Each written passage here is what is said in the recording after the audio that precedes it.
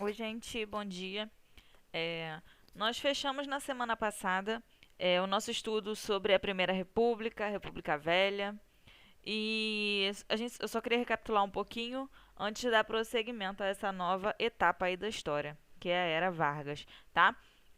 A gente viu aí que a Primeira República, né, também conhecida como República Velha, ela começou lá com a proclamação, quando o Brasil deixou de ser um império e se tornou uma república presidencialista, lá em 1889, e durou até o ano de 1930, que é o ano que a gente vai começar a estudar agora, né?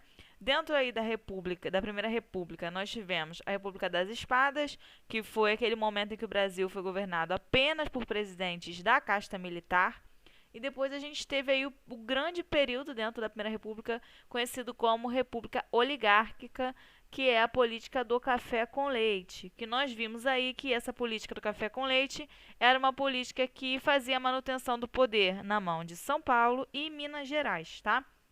Então, tem até uma imagem no livro, a gente já falou disso, sobre os presidentes que ocuparam o cargo aí durante esse período, né? Todos eles vinham de Minas Gerais ou de São Paulo, que se revezavam no poder.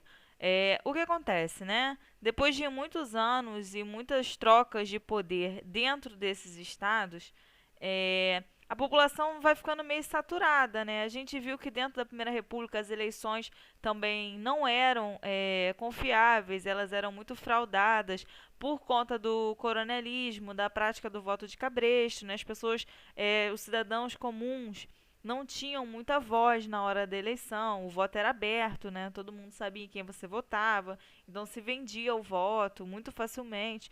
A gente viu aí que a Primeira República ela não é uma república muito democrática, né? Então, com isso tudo, né, a população ela vai ficando muito insatisfeita com essa forma de governo, né? Porque ela nunca é ouvida.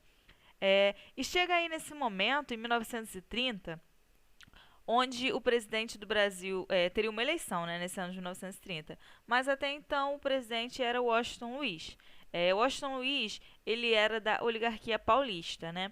Então, seguindo aí a ordem de revezamento da política do café com leite, Washington Luiz ele deveria apoiar agora, nas eleições de 1930, um candidato mineiro.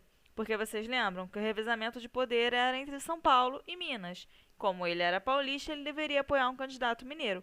Porém, ele decide apoiar um candidato que também era paulista. Então, aí seriam dois mandatos de presidentes vindo de São Paulo e não de Minas.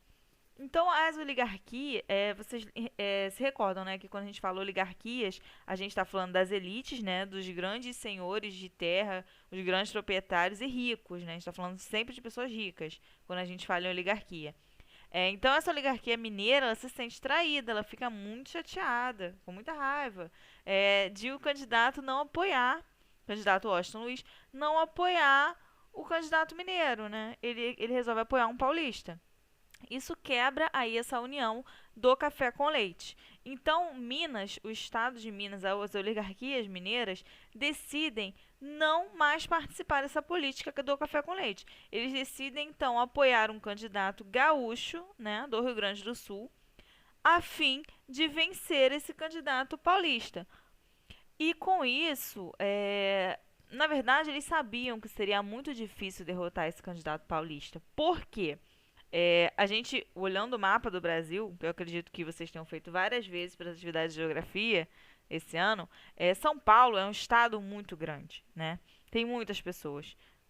E as pessoas mais poderosas, assim, ricas, influentes do país, estavam concentradas em São Paulo. Então, era muito difícil que essas eleições elas fossem ganhas por qualquer candidato que não fosse paulista e que não tivesse o apoio dos paulistas. Mesmo assim, a oligarquia mineira decide apoiar esse candidato gaúcho, que era o Getúlio Vargas, né? E acontecem as eleições lá em 1930 e, como esperado, o candidato paulista, apoiado pelo Washington Luiz, o nome dele era Júlio Prestes, o candidato paulista ganha as eleições, Getúlio Vargas é derrotado, né? Mas, com essa vitória de mais um candidato paulista, é, vindo aí de uma população já revoltada por conta da situação como o país estava, a classe militar também se revolta muito com essa situação, porque não estavam seguindo a política do café com leite. A oligarquia mineira não estava gostando. E o resto dos estados também não estava se sentindo representado, porque nunca tinham representantes eleitos, era só Minas e São Paulo. Então tem uma satisfação muito grande. E em 1930, eles decidem que não vão mais aceitar isso. Então toda essa galera, grande parte da população mesmo do Brasil, não aceita a eleição de Júlio Prestes. Então acontece aí o que a gente chama de Revolução de 30, tá? Que é essa, eles impedem que Júlio Prestes assuma o poder e declaram Getúlio Vargas como presidente da República, tá bom? Então é isso que acontece em 1930.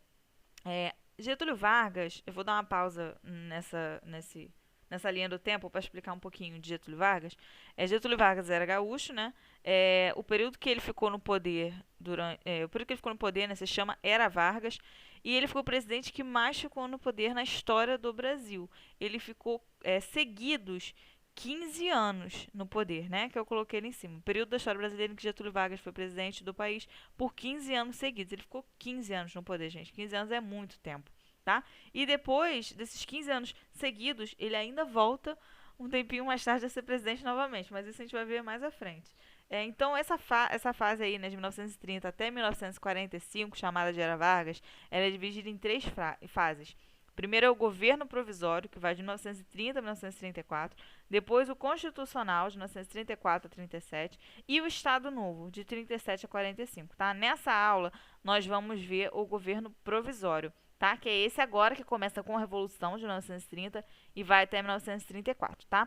Então, com a Revolução de 1930, Vargas assume a presidência da República, mas ele assume provisoriamente. Por quê? Porque ele não foi eleito, né? Ele assume por um golpe. Isso aí foi um golpe, tá? Porque o presidente eleito não assumiu, que foi o Júlio Prestes.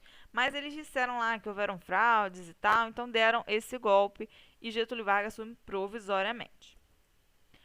Pela Constituição, no certo, deveria ser feita uma nova eleição para ver aí eleger o presidente da República.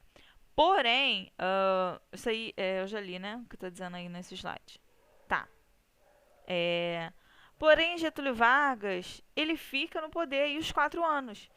Ele enrola bastante durante esse período. A gente sabe que o mandato de presidente da República tem a duração de 4 anos. E ele fica no poder dos 4 anos. Ele não convoca eleições, né? Ele enrola aí toda a Câmara dos Deputados e dos Senadores e não faz as eleições. Ele fica aí no poder provisoriamente o governo inteiro. E a gente vai ver aí ao longo da história de Getúlio Vargas que a postura autoritária dele de centralização do poder, de ofuscar realmente o trabalho dos senadores e dos deputados, né, tentando fazer com que o presidente da República tomasse todas as decisões, isso é uma medida muito autoritária, a gente vai ver ao longo de toda a era Vargas. Agora está um pouco tranquilo e brando, ele não tomou ainda nenhuma decisão radical né, em relação aos outros poderes, né? Mas a gente vai ver isso mais pra frente, né? Aqui esses tópicos que eu já falei tudo. Nas eleições de 30, então o presidente Washington Luiz não apoia o candidato mineiro, apoia Júlio Prestes. Insatisfação de grande parte da população, incluindo os militares e a própria oligarquia mineira, com a política do café com leite. A oligarquia mineira rompe com a paulista e apoia o concorrente gaúcho. Ok, passamos de Revolução de 30. Gente, governo provisório. Inicia-se então o levante conhecido como Revolução de 30, que pediu a posse de Júlio Prestes e escolheu Getúlio Vargas como presidente provisório do Brasil, alegando fraude nas eleições. Gente, vou falar um pouco aí desses 3 pontos que foram, acho que os mais marcantes dentro desse momento aí do governo provisório, que foi o que mais marcou aí dentro desse momento do governo de Getúlio Vargas, tá? Como eu disse, né, provisório, ele deveria sair, né, fazer uma nova eleição e esse presidente eleito assumir o cargo, mas ele não sai, ele fica ali até o fim do mandato, né, que ele não foi eleito. Em 1934, eu botei em primeiro lugar porque eu acho que é o ponto de mais destaque aí do governo Vargas nesse momento. A gente já estudou que Constituição ela é como se fosse as regras, né, a lei que rege o país, né? A Constituição é atualizada de tempos em tempos porque o mundo se moderniza e a gente precisa estar sempre acompanhando essas mudanças, né? Em 1934 a Constituição de 1934 foi considerada bastante moderna para a época e trouxe novidades como a liberação do voto feminino. A gente viu que lá com o início da República, lá em 1889, Foi instaurada, não em 89, mas foi dentro do da República das Espadas, né? Eles fizeram uma renovação na Constituição, falando sobre o voto e tal. Lembra que as mulheres não podiam votar, não podiam votar ainda quem era não era alfabetizado, tananã. Lembra que a gente conversou sobre isso? Então, nessa Constituição as mulheres podem votar, tá? E isso aconteceu só em 1934, ou seja, gente, não tem nem 90 anos que as mulheres votam. O nosso país tem mais de 500. Olha quanto tempo só que as mulheres têm voz dentro da política, né? Pouquíssimo tempo. Mas isso acontece em 1934 e é uma vitória, porque muitos países foram conseguir isso só muito tempo depois. O Brasil já teve em 1934, tá? 1929, crise do café. Não coloquei isso muito na matéria que eu enviei porque o livro dedicou uma página inteira para falar sobre isso, tá? Em 1929 tem uma crise econômica muito grande que atinge os Estados Unidos, então fica uma loucura. E os Estados Unidos comprava muito café do Brasil. Vocês lembram, né? A política do café com leite? Café e leite eram as duas coisas que mais se exportava, né? Mais se enviava para fora, vendia para países de fora aqui do Brasil. Então, café era algo muito poderoso, era o que sustentava a nossa economia. E os Estados Unidos comprava demais o café aqui do Brasil. E com essa crise lá fora, eles pararam de comprar em quantidades tão grandes, né? Então, o que que Vargas faz aí? Para que o café não abaixasse de preço, não ficasse mais barato, ele compra com o próprio dinheiro do Brasil, aí uma grande quantidade de café, ele compra e simplesmente taca fogo naquilo ali para não desvalorizar o produto, né? O que que isso quer dizer? Quer dizer que quando é a ordem de... como fala? Eu esqueci. A ordem de oferta e procura. É isso aí, né? Quanto mais se procura uma coisa, mais valiosa ela fica. Quanto mais, se a gente vê algo que surge de novo no mercado, mais essa coisa é vendida, então mais valiosa, mais cara ela fica. Nunca vai ter um desconto em algo que está sempre em cima, né? Então ele não queria que o café perdesse valor, porque os Estados Unidos, que era um grande comprador, deixou de comprar. Então o que ele faz? Ele compra ele mesmo ele taca fogo, porque não tinha o que fazer com aquele monte de café. Então ele taca fogo simplesmente para não desvalorizar o preço do café para exportação. Uma loucura, mas que funciona e que continua movendo a economia do Brasil. É, Último ponto, questões trabalhistas. Nas questões trabalhistas, autorizou a criação do Ministério do Trabalho em 1930 e começou a intervir diretamente na atuação dos sindicatos. Gente, Getúlio Vargas, quando você fala o nome de Getúlio Vargas, vou botar a carinha dele aqui que eu botei uma foto. Quando você fala em Getúlio Vargas, vocês podem perguntar aos pais, aos avós de vocês. A primeira coisa que se pensa em Getúlio Vargas é trabalho. Desculpa.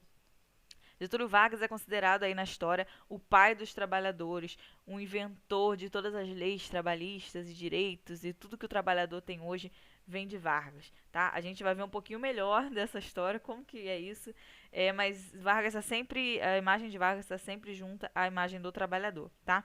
Então, aqui em 1930, ele cria o Ministério do Trabalho. O Ministério do Trabalho é algo que é um ministério que ele existe para cuidar aí das leis trabalhistas, né? O que que o trabalhador pode fazer, quantas horas ele pode trabalhar, quantos dias ele tem de descanso na semana, em que locais ele pode trabalhar, se não é perigoso trabalhar com... Enfim, ele decide aí tudo dos trabalhadores, os direitos trabalhistas.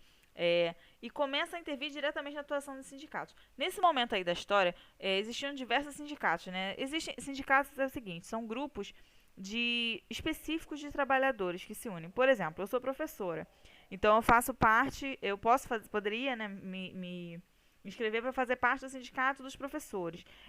Uma pessoa que trabalha numa loja, ela vai se vincular ao sindicato dos lojistas, né? Uma pessoa que é médica, o sindicato dos médicos. Então, sindicatos são grupos específicos para as áreas de trabalho, tá? E os sindicatos, nesse momento aí da história, eles são muito fortes, tá? Tinha muita paralisação, tinha muito protesto, manifestação, pedindo por direitos de trabalho. Porque nesse momento aí, hoje em dia se trabalha 8 horas, 6 horas por dia. Antigamente se trabalhavam 16 horas por dia. Crianças da idade de vocês poderiam trabalhar 16 horas por dia. Então era algo bem bagunçado, bem difícil de se lidar. Então os sindicatos, eles atuavam muito, eles pediam muito por direitos, eles queriam uma carga horária menor, eles queriam um salário mínimo, queriam direitos, queriam ter humanização na hora de trabalhar. tá? Então isso é muito cobrado. E o governo Vargas ele vai cedendo à pressão desses trabalhadores, tá? Quando a gente chama de Vargas de pai dos trabalhadores, a gente precisa compreender que Vargas não inventou lei nenhuma, não criou, não foi bonzinho a entregar tudo aos trabalhadores. Tudo é resultado de muita luta dos próprios trabalhadores, muitas reivindicações, muitos protestos dos trabalhadores, tá? Nada foi dado, foi tudo conquistado. Em 1930 tem essa criação do Ministério do Trabalho, e o Ministério é criado justamente no intuito de calar a boca dos sindicatos, de segurar. Falei, calma aí, gente, olha só, vou dar aqui para vocês esse ministério aqui, vou dar tais direitos, e vocês seguram um pouco nessas paralisações, nessas revoluções aí que está atrapalhando o mandato, está incomodando. Tá? Então, o Ministério do Trabalho é criado nesse sentido. É isso. Hoje a gente falou um pouquinho aí desse tempo de governo provisório, né? E eu tentei falar um pouquinho sobre a figura de Vargas, como um presidente aí extremamente marcante, talvez o presidente mais importante da história do nosso país. Acho que a gente não teve, até o governo Lula, acho que a gente não teve uma figura tão emblemática como presidente. Na verdade, Lula, Bolsonaro também são dois presidentes muito emblemáticos, mas Getúlio Vargas é ainda a figura mais importante da história brasileira, porque ele se manteve no poder consecutivamente, gente, sem ninguém entrar ali no meio. 15 anos governando o país, tá? E a gente vai ver isso aí melhor cada fase dessa. E é isso, tá? O governo provisório a gente fecha aqui. Provisório nesse sentido de ele só ia ficar ali um tempo enquanto houvesse eleições, porém não teve, ele ficou os 4 anos do mandato. E na aula que vem a gente vai ver o resto dessa história, tá bom? Beijinhos, até mais.